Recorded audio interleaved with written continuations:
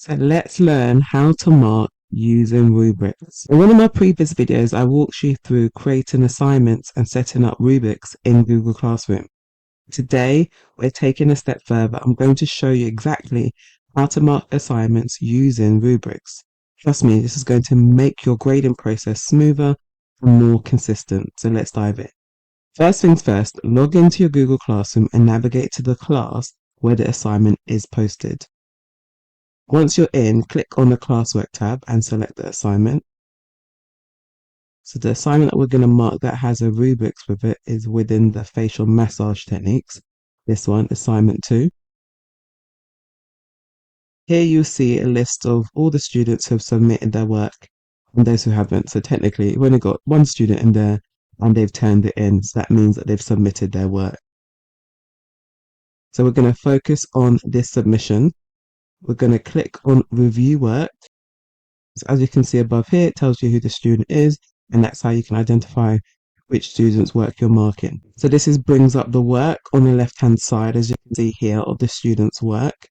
And on the right hand side, you can see the rubrics in the hand right side corner with the total points. So again, if you watch the rubrics video, you'll see that we set these total points based on 4 criteria. The next step, now we're going to grade with the rubric. So we're going to view the student's work and compare it to the criteria outlined in the rubrics. So you can see just like a word or so of each criteria of the rubric. So in order to see the full rubrics and just to know what you're marking against, you can click here and open the rubrics in a new window. And this is what we created before. So the first section we're looking at is understanding of consultation steps. The second section is communication skills, professionalism, and presentation style. So that way you've got a clear understanding of what you're marking against, because you can't see it in detail when you're on the rubrics in the grading section. So all you're going to do is now give points. You're going to select. This is for excellent all the way to poor. So that's how we're going to do it. So you're literally going to go through. You'll obviously review the assignment in detail and then grade for each section. So we've graded for each section. Google Classroom will automatically calculate the points based on your selection. Feedback is also key to help students improve. So to add comments, you can either click on a specific part of their submission or use the comment bank for frequently used feedback. So let's click. So let's say we have marked the section on skin concerns. We can highlight this. So this is how you can leave feedback for a particular section. Then you want to go to the top where you see that kind of comment icon with the plus. Click on that. And this will open up a section where you can leave a comment. So I'm just going to type in my comment. And then as you can see, once you've typed in your comment, it highlights that section. And this is great for your students because then they can see when they open it up. Any section that's been highlighted is where you've left a comment. And then you're going to click comment. So I would suggest going through the assignment and leaving some useful feedback for your student.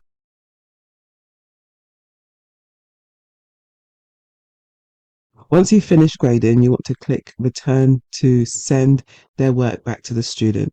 You can actually also include a private comment summarizing their performance and areas for improvement. This ensures they understand your feedback in context. So to leave a private comment, just go below your rubrics where it says add a private comment. And then what I've had to do is just double check my comment. Click post. Now they will receive that feedback via Gmail if they switched or kept that notification on. Or they can also see that when they actually go into Google Classroom to look at their assignment. So what I will do before I click return is just go through it and make sure that I can see all my comments have been included, that I've used the rubrics, and I can also see their grade. So it's 14 out of 20. And then I'm going to click return.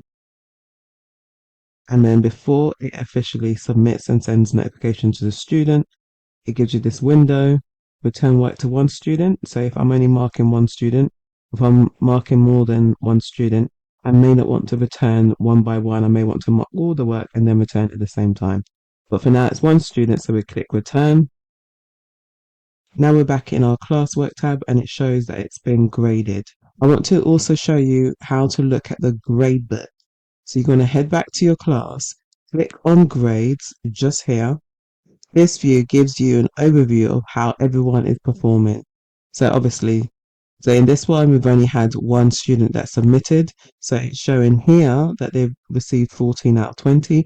And this is what the student will see. And then we'll also see that there's another assignment that hasn't been submitted as of yet. And that's it. Marking assignments with rubrics in Google Classroom is that simple. And by using rubrics, you're not only saving time, but also ensuring your grading is consistent and transparent. If you found this tutorial helpful, don't forget to like this video, subscribe for more tips, and share it with a fellow educator.